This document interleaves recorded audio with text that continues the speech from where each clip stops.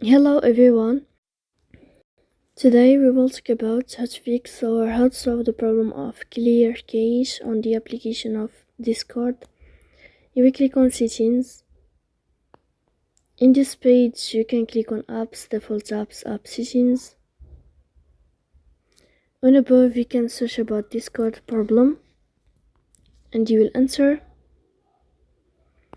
Then you can click on first stop and you can click OK. After that you'll enter to the window of storage. Here you can click clear cache, don't click clear data because that can delete your account.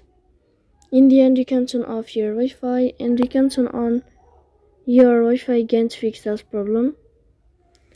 So please don't forget to support us by like and subscribe. See you next time in another video and thank you for your attention.